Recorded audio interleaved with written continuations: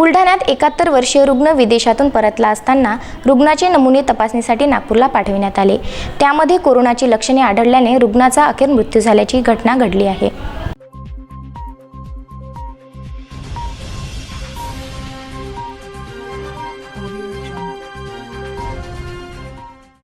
विदेशावरून परतलेला एक 71 वर्षीय रुग्ण बुलढाणा येथील एका खासगी रुग्णालयात गेला। डॉक्टरांनी त्याची लक्षणे पाहून त्याला सिव्हिल हॉस्पिटलमध्ये पाठवलं। संबंधित रुग्णाचे सॅम्पल प्रयोगशाळेत पाठवण्यात आले आहेत। रुग्णाची तपासणी सुरू होती, मात्र सदर कोरोनाचा संशयित रुग्ण दगावला आहे। रुग्ण जेव्हा विदेशातून परतला तेव्हा त्याची प्रकृती बिघडलेली होती। त्याला ब्लड शुगर, अस्थमा व इतर आजार असल्याचं दिसून आलं। कोरोना पॉझिटिव्ह आहे की नाही याबाबत 2 दिवसानंतर रिपोर्ट आल्यानंतर स्पष्ट होणार होतं, परंतु तत्पूर्वीच त्या रुग्णाचा मृत्यू झाला। सामान्य रुग्णालय बुलढाणा इथे आज सकाळी फॉरेनमधून आलेला एक रुग्ण भरती करण्यात आला होता। त्याचा आत्ता 4:20 मृत्यू झाला आहे। त्याला जेव्हा भरती करतानाच त्याची आधीची हिस्ट्री जी आहे, त्याला डायबिटीज होता, ब्लड प्रेशर होतं, श्वसनसंस्थेचा आजार पण होता। तो बाहेर परदेशात गेला होता, पण आल्याबरोबर तो प्रायव्हेटला भरती झाला। तिथून तो आपल्या हॉस्पिटलला आपण आयसोलेशनमध्ये भरती केला होता। त्याचा सॅम्पल आपण पाठवलेला आहे।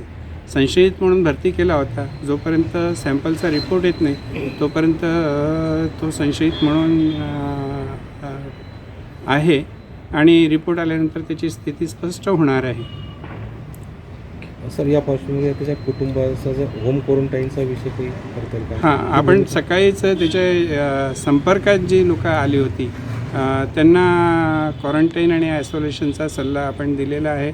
आपली टीम त्यांच्या सतत संपर्कात आहे। जे लोक घरी होम क्वारंटाईनमध्ये राहू शकतात त्यांना घरी होम क्वारंटाईनचा सल्ला दिलेला आहे आणि ज्यांना आजार असेल त्यांनी त्वरित डॉक्टरांच्या संपर्कात येऊन आयसोलेशनला भरती व्हावं असं त्यांना सांगण्यात आलेलं आहे आणि आपण त्यांना मॉनिटर करतो आहे। आपली टीम त्यांना त्या रुग्णाला काय झालं होतं म्हणजे आपण भरती करताना तो गंभीर स्थितीमध्येच होता जेव्हा आपण त्याला भरती केलं होतं। डायबिटीज असल्यामुळे आणि तो बाहेर परदेशात असताना त्याच्या मुलाचं असं म्हणणं आहे की बरेच दिवसापासून त्यांनी औषधं घेतलेली नव्हती आणि ते तिथेच सिरियस झाले होते आणि त्या परिस्थितीत त्यांना इथे आणण्यात आलं होतं। जिल्ह्यातल्या नागरिकांनी या संदर्भात काय सतर्कता बाळगावी? सतर्कता बाळगण्याची गरज आहे। आपण जिथे कुठे असाल तिथे गर्दीचे ठिकाण आपण टाळायला पाहिजे।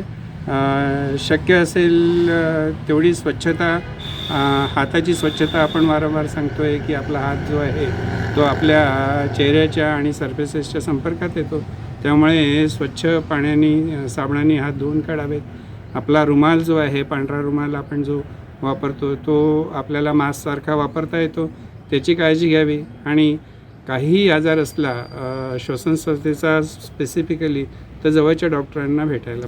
नागरिकांनी भिवू नये, दक्षता बाळगावी असं आवाहन आरोग्य प्रशासनाकडून करण्यात येत आहे। प्रशांत खंडारे, विदर्भ न्यूज, बुलढाणा।